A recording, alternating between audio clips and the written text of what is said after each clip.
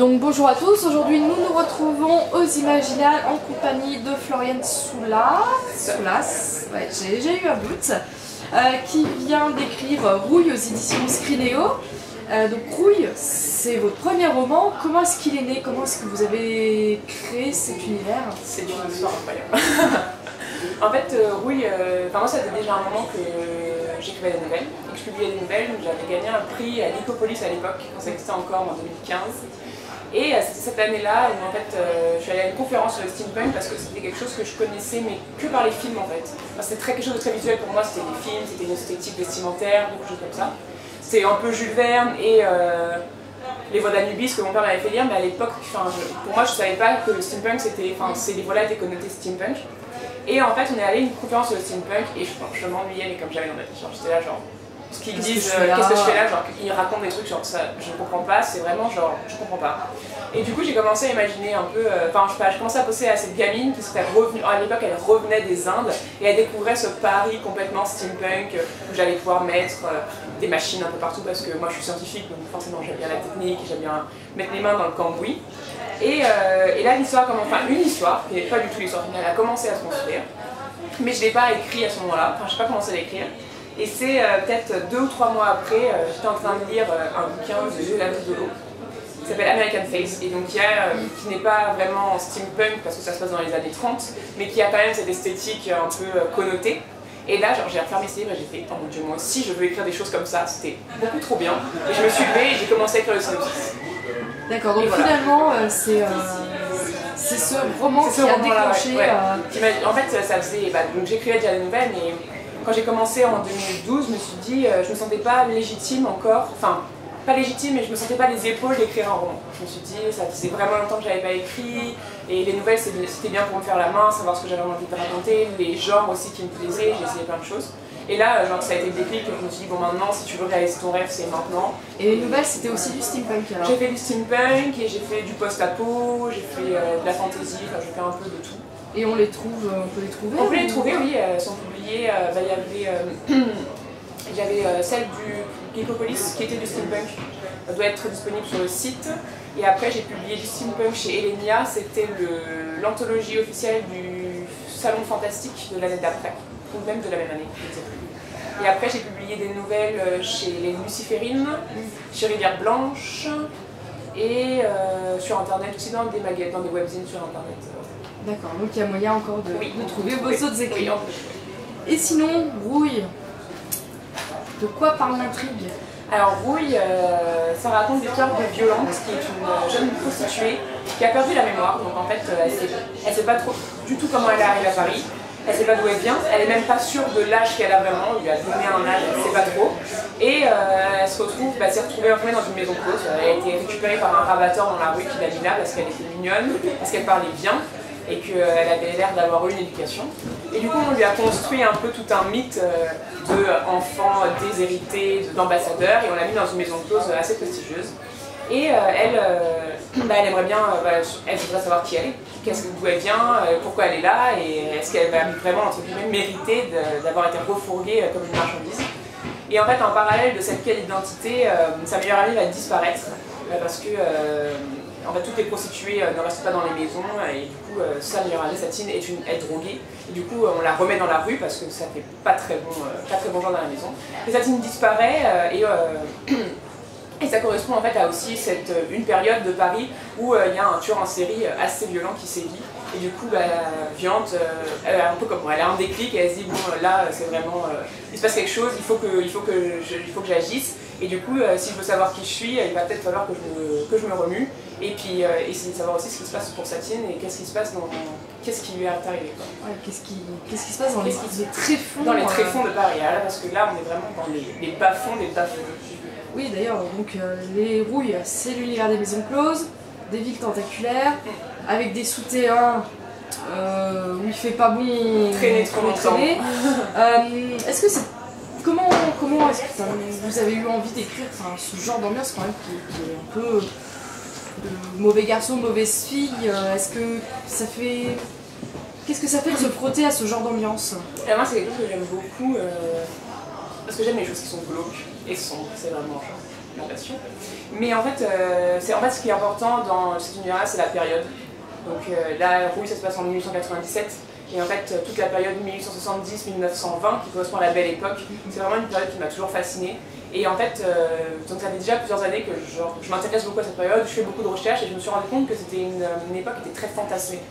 Les maisons closes, il y a un fantasme sur les maisons closes où on s'imagine que c'est des jolies filles dans des belles maisons, avec des jolies robes, qui vont rencontrer des vieux hommes riches mais pas trop moches, et qui vont faire des orgies avec du champagne qui coule à flot, alors qu'en fait c'était la crasse absolue, la misère, la maladie, c'était vraiment horrible. Il y avait différents niveaux, quoi. Il y avait voilà. les mondaines, les demi-mondaines, et puis après il y avait... Les domaines et les mondaines se prostituaient, mais elles habitaient dans des hôtels particuliers, enfin elles n'étaient pas genre séquestrées dans des maisons à faire 50 passes par jour. C'était pas l'usine sexuelle. Alors qu'il y en avait, même avec 50 ou 60 passes par jour, elles n'arrivaient pas à joindre les deux bouts. Et en fait, c'est tout un pan de la Belle Époque qu'on a complètement occulté parce qu'on se rappelle des demi-mondaines et des mondaines, mais on ne voit pas tout ça. C'est vraiment quelque chose qu'on a genre glissé sous le tapis et on a très vite oublié.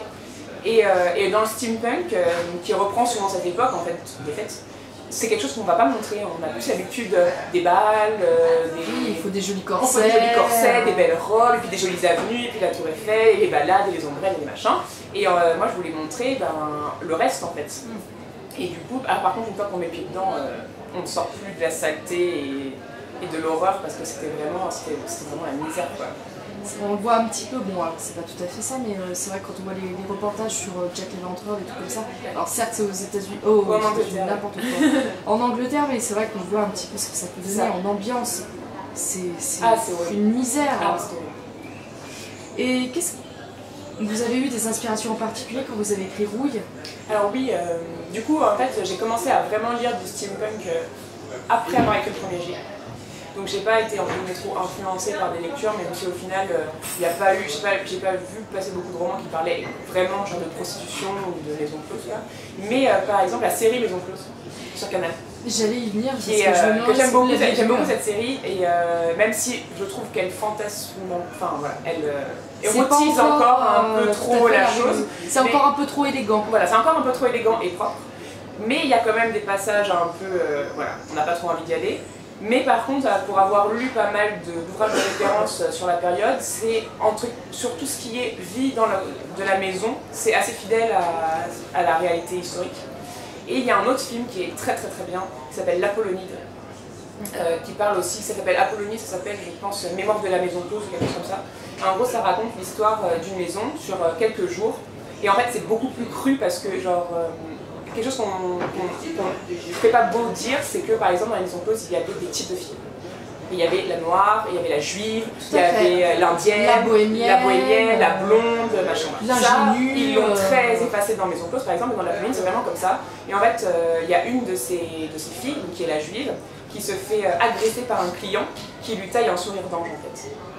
Et du coup, donc en fait ça montre que on pense beaucoup que parce qu'elles sont, entre guillemets, protégées dans une maison, il ne va rien leur arriver. Et en fait, non, il y a des fous partout. Et du coup, ça raconte ça, c'est-à-dire que même dans cet univers clos et semi-protégé, elles ne sont pas vraiment à l'abri et elles restent des marchandises. Et du coup, elle se fait taillader le visage, c'est son outil de travail. Et du coup, c'est l'histoire de ce qu'elle devient. Et il y a toute une histoire d'un type qui vient fantasmer sur... Parce qu'en fait, il y a aussi un fantasme sur les filles mutilées, par exemple. Oui. Des filles qui n'avaient pas de pieds. Aussi, oui, voilà. Ou les obèses, monstres de foire, ou les monstres de foire, tout ça. Et du coup, donc le film est très dur, mais il est esthétiquement déjà magnifique et l'histoire est vraiment très intéressante. Et c'est vrai que pour l'esthétique de Rouille et notamment de la maison close qui s'appelle Les Jardins Mécaniques, je me suis beaucoup inspirée de ça. Après pour le reste, je me suis beaucoup promenée dans Paris et j'ai regardé j'ai cherché beaucoup de photographies d'époque. Ah oui, c'est vrai que les femmes de petite vertu entre guillemets étaient souvent en modèle. Et des positions plus ou moins suggestives de mémoire. Et du coup, il y avait pas mal de photos, et notamment il y avait eu une expo il y a quelques années à Orsay sur la prostitution à Paris, sur ces fameuses maisons closes, où il y avait, c'était merveilleux parce qu'il y avait 1 million de petits objets de leur quotidien, genre ils avaient des flyers, où ils disaient telle maison à tant de filles, ils disaient ça, elles avaient leurs jetons qu'elles s'échangeaient avec des clients, elles avaient plein de choses, et ça c'est des petits détails que j'ai mis et qui permettent de donner autant une réalité historique que de rendre vrai le récit par des petits détails que en fait le lecteur va même pas genre retenir vraiment, mais quand il le lit, ça fait vrai parce que c'est vrai quoi. Ouais. Et d'ailleurs, pour faire vrai, votre héroïne, donc bon, c'est... Sans laisse pas compter, hein, d'ailleurs, violente, bon, quand on s'appelle comme ça, voilà. Elle se prévient beaucoup tous les noms. Est-ce que... Comment t'as créé... Enfin, comment vous avez créé ce personnage? Est-ce que c'est une petite part de vous? Que vous fantasmez ou non, d'ailleurs? Enfin, je veux dire... Violente, elle a... Je pense peut-être qu'il y a forcément une part de nous dans tous les personnages. Pour le coup, je pense que c'est pas le personnage qui a le plus de moi. C'est un autre personnage qui me parle le plus. C'est vrai que Violence, en fait je pense que c'est surtout l'héroïne que j'aurais aimé lire quand j'étais jeune. En fait c'est le genre de personnage féminin que j'aurais aimé trouver quand j'ai commencé à lire de la fantasy ou de la science-fiction. Parce que moi c'est mon père qui m'a fait lire ces genres-là, donc il me donnait ce que lui il avait lu. Et même si j'adore Asimov, trouver une femme dans Asimov, c'est compliqué. C'est plus compliqué. C'est très compliqué. Et du coup genre pendant très longtemps j'ai lu des livres que j'avais adorés sans vraiment m'identifier. Et du coup, et même si j'ai écrit des nouvelles de point de vue masculin, pour mon roman, je me suis dit, je pense que oui, forcément, elle a quelque chose de moi, mais même moi, je ne pourrais pas dire dans quel degré. C'est une chieuse, clairement. Ça, c'est moi. C'est une tête de mule, quand elle a décidé quelque chose, il faut l'assommer, sinon elle y va, quoi. Et oui, je pense que c'est une version, genre, encore pire de ce que moi, je pourrais être, parce que, en fait, je suis d'un naturel quand même assez timide, donc je me force à, genre, à y aller. Et elle va. Genre, pas de pitié, c'est bon, elle fonce. Puis en même temps, faut voir aussi dans quel contexte elle vit. Je pense que c'est soit c'est la sélection naturelle, quoi. Ouais, c'est ça. Et du coup, elle a décidé qu'elle marche. Soit tu t'en sors, soit. Ouais.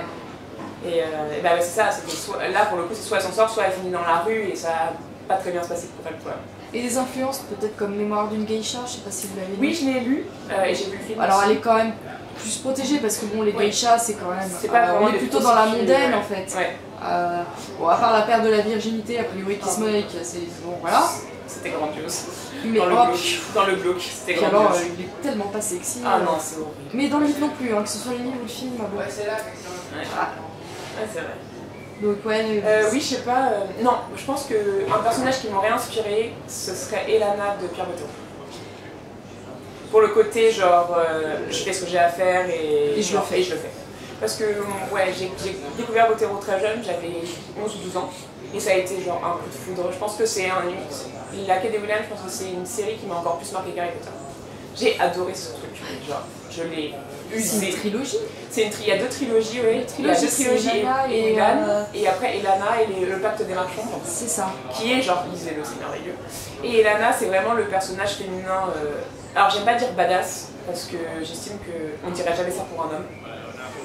Et on a l'impression qu'on voit une camionneuse là d'un coup. Genre en fait on dit jamais d'un personnage masculin qu'il est badass, on dit ah ouais non il est genre très intelligent ou très rusé ou courageux. Mais une fille dès qu'elle a ces qualités là on dit ah ouais mais elle c'est une héroïne badass. Non, genre c'est une fille normale, juste elle est trop stylée quoi.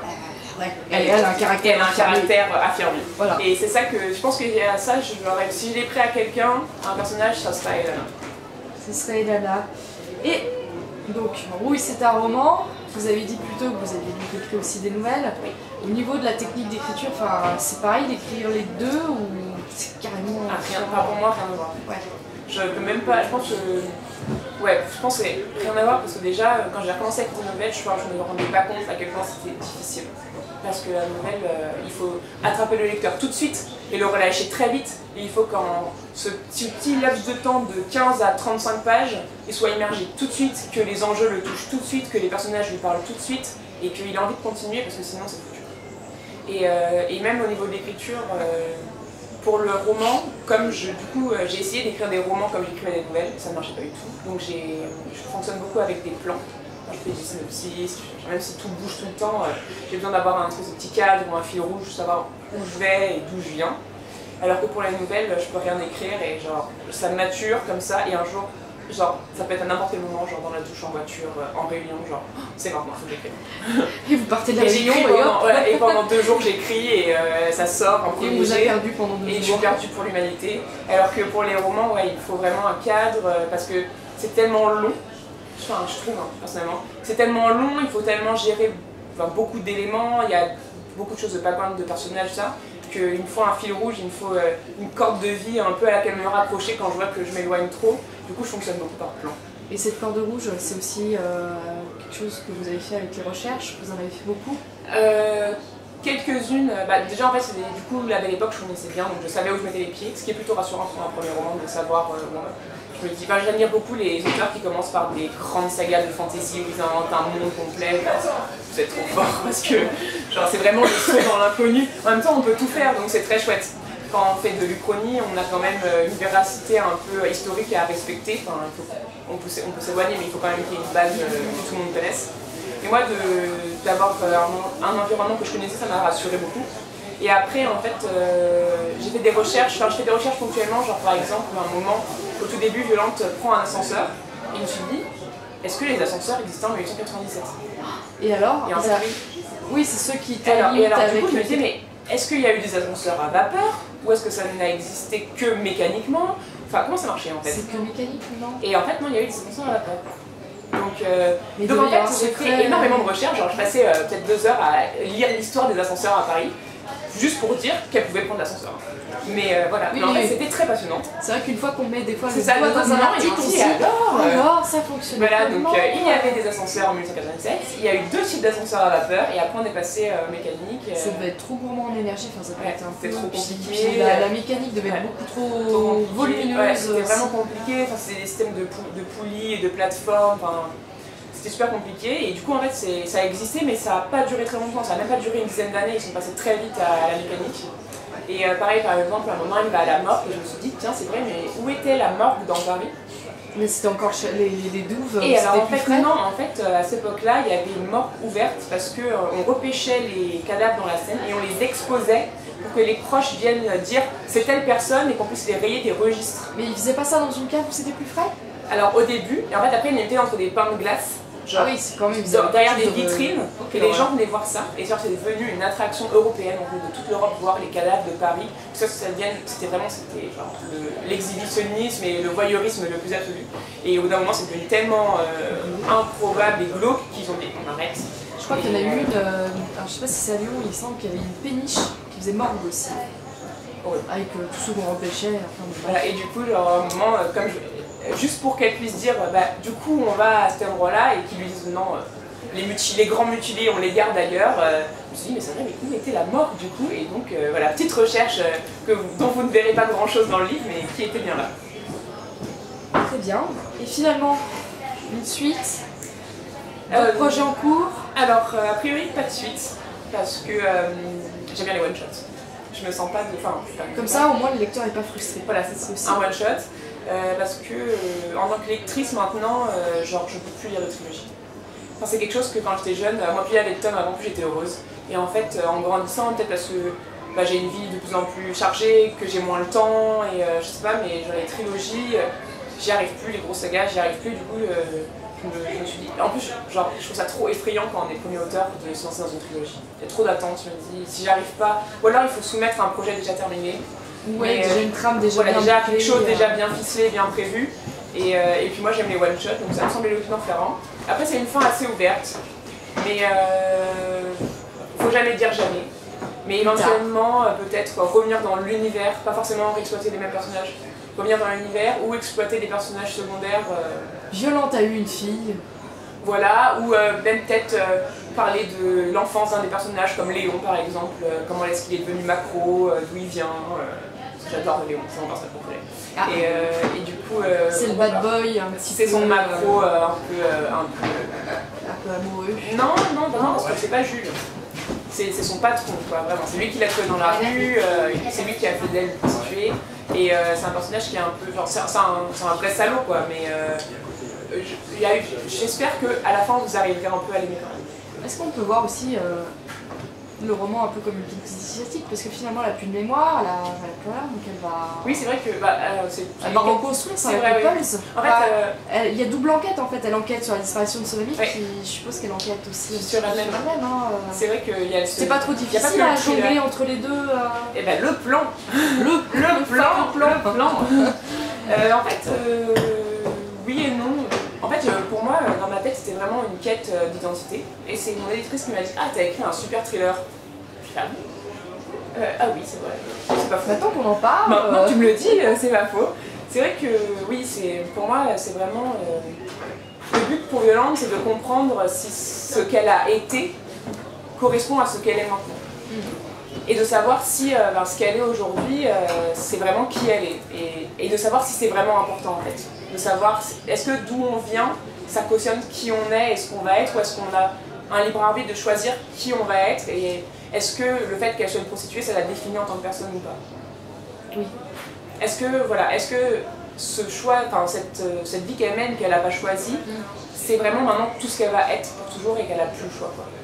Elle a besoin, elle, de savoir qui elle est, si comment, c'est fini, si c'est terminé, est-ce qu'il y a quelque chose dans son passé qui peut la sauver de ça, est-ce que c'est définitif, et est-ce que, voilà, qu'est-ce qu'elle est, c'est quoi sa place dans ce monde-là, vraiment, qu'est-ce qu'elle est, quoi. Ça, c'est des thématiques, moi, qui me parlent beaucoup, et du coup, j'avais envie que, je ne vais pas vous expliquer, mais qu'elle comprenne certaines choses à travers cette recherche qu'on n'est pas, enfin voilà, qu'elle n'est pas forcément définie par où on l'a mis, et elle peut choisir en fait.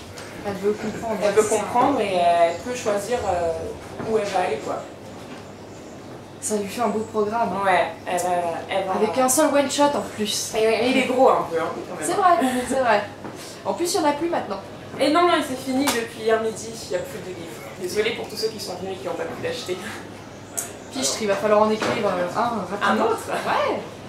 Mais en tout cas, merci beaucoup d'avoir répondu à ces quelques questions. Merci. Bon salon. Merci.